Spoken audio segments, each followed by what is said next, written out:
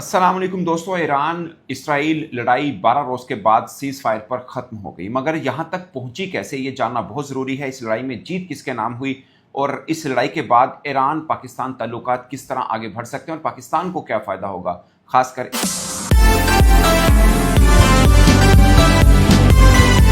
अस्सलाम वालेकुम दोस्तों। ईरान इसराइल लड़ाई 12 रोज के बाद सीज फायर पर खत्म हो गई, मगर यहां तक पहुंची कैसे ये जानना बहुत जरूरी है। इस लड़ाई में जीत किसके नाम हुई और इस लड़ाई के बाद ईरान पाकिस्तान ताल्लुकात किस तरह आगे बढ़ सकते हैं और पाकिस्तान को क्या फायदा होगा, खासकर इस सीज फायर का। वैसे तो पूरी दुनिया भर को फायदा होगा, मगर हुआ क्या इस बीच में ये जानना बहुत जरूरी है। आखिरी बार आपको जो पता चला होगा ये था कि ईरान ने कतर के अंदर अमेरिकी अड्डों के ऊपर हमला किया। उसके बाद अमेरिकी टाइम शाम 6 बजे डोनाल्ड ट्रंप ने एक ट्वीट की और सीज फायर के तरफ इशारा किया और ये बोला कि अब से 6 घंटे के बाद ना ईरान इसराइल पर हमला करेगा, ना इसराइल ईरान के ऊपर हमला करेगा। फिर सुबह 4 बजे ईरानी टाइम के मुताबिक इसराइल ने ईरान पर फिजाई हमला किया और रिटेलिएट किया ईरान ने और कई मिसाइल दागे, जिसके बाद 4 हलाकतें हुई इसराइल के अंदर। उसके बाद ईरान की तरफ से उनके जो स्टेट चैनल था उसके ऊपर आकर ऐलान किया गया सीज फायर का। मगर अभी जब हम बात कर रहे हैं उस वक्त तक इसराइल की तरफ से ये अनाउंसमेंट नहीं की गई, मगर इसराइल अमेरिका का मतलब एक ही है। अब सवाल ये पैदा होता है कि इसराइल और अमेरिका दोनों लड़के किसी एक मुस्लिम मुल्क के खिलाफ लड़े हों और वो मुस्लिम मुल्क अपनी बका के लिए खड़ा हुआ हो और उसका बका सामने नजर भी आ रहा हो, तो बेसिकली जीत किसकी हुई है, ईरान की या इसराइल की, ये जानना बहुत जरूरी है। हमारे साथ मौजूद हैं ज़िया रहमान, पॉलिटिकल जर्नलिस्ट हैं पाकिस्तान में। ज़िया, आपके ख्याल में अब जीत किसको मिली? वैसे जीत अमन की हुई है, ये अच्छी बात है कि सीज फायर हो गया, मगर 12 दिन की इस लड़ाई में पहले रोज को निकाल दिया जाए ईरान का बहुत नुकसान हुआ, मगर उसके बाद ईरान ने जिस तरह दिफा किया, जिस तरह अटैक किया इसराइल के ऊपर, मुझे ज्यादा पे लगता है ये ईरान अपने पांव पर खड़ा है, इसका मतलब ईरान की जीत है।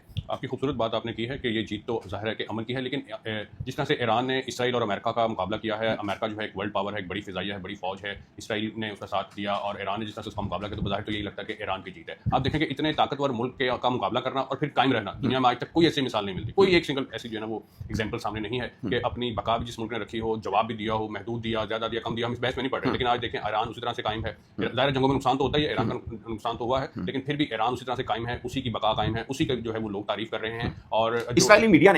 ने भी बात की कि इसराइल का जो पर्पस था कि रजीम चेंज करना है वो तो अचीव नहीं हुआ, और सबसे खास बात कि जोहरी प्रोग्राम को खत्म करना है, दुनिया भर का मीडिया लिख रहा है कि उसको कोई खास नुकसान नहीं हुआ है। तो दोनों तरफ से जिस मकसद के लिए इसराइल ने अटैक किया वो दोनों ही अपने हसूल नहीं कर पाए। वो सच बात है कि पहले दिन का जो हमला था वो थोड़ा खौफनाक था, मगर उसके बाद अब पूरी दुनिया में कोई एक मुस्लिम कंट्री, मैं ओवरऑल वर्ल्ड की भी बात कर रहे हैं, मगर किसी एक मुस्लिम कंट्री का बताएं कि जिसके खिलाफ इसराइल और अमेरिका दोनों मिलकर लड़ने आए हों और वो अपने पांव पर खड़ा हो। देखिए, अब तो अमेरिकी सदर के ऊपर अमेरिका के अंदर से भी तनकीद हो रही है ना, वो कह रहे हैं कि उन्होंने उनका जोहरी जो प्रोग्राम मुकम्मल तौर पे तबाह कर दिया, लेकिन अमेरिकी ही जो न्यूज़ एजेंसियां हैं, खासतौर पे CNN है, फॉक्स है, ABC है, वो अमेरिकी सदर का नाम लेकर कह रहे हैं कि ये दावे मुकम्मल तौर पे नजर सामने नहीं आ रहे। यही वजह जो इंटरनेशनल जो न्यूज़ एजेंसियां हैं वो भी ये कह रही हैं, जो इंटरनेशनल जोहरी प्रोग्राम की जो एजेंसियां वो भी ये कह रही हैं कि इसको जुज़वी नुकसान जरूर पहुंचा है, लिहाजा अब खत्म नहीं हुआ। यानी कि अब अमेरिकी सदर खुद एक बहुत बड़े इम्तिहान में आ गए कि उन्होंने अमेरिकी फौज का इस्तेमाल किया, नेवल का इस्तेमाल किया, एयरफोर्स का इस्तेमाल किया, उसके बावजूद जो ईरान का जोहरी प्रोग्राम खत्म नहीं कर सके। अब जाहिर है लड़ाई है, जंग अगर आपकी मेरी भी लड़ाई होगी, 2 पंच आप मुझे मारेंगे, 3 मैं मारूंगा, इस तरह करके तो सूरत चलती रहती है। लेकिन ये एक अमेरिका के लिए भी बाइस तशवीश है कि उसने अपनी इतनी बड़ी कुव्वत इस्तेमाल की और ईरान का नुकसान वो जिस तरह से होना चाहिए था उस तरह से नहीं हुआ। ये बात एक थिंक टैंक है, जो अमेरिकी थिंक टैंक है, जो मशरिक वुस्ता और अफ्रीका के ऊपर एक जो तहकीक करता है, चैथम हाउस, उसने भी लिखा है कि देखिए अमेरिका ने एक सुर्ख लकीर अबूर की है। सुर्ख लकीर क्या थी कि जो उसने ईरान के जो दिफाई प्रोग्राम है उसके ऊपर अटैक किया, उसके बाद से ईरान एक मुश्किल में आ गया कि अगर वो ताकतवर जवाब देता तो ईरान के लिए मसाइल पैदा हो सकते थे, और अगर वो कमजोर जवाब देता या ना देता तब भी ईरान के लिए मसाइल पैदा हो सकते थे। तो लिहाजा ईरानी जो कौम है वो एक बड़ी सुलझी और अमन पसंद कौम बन के उभरी है कि उन्होंने जवाब भी दिया है,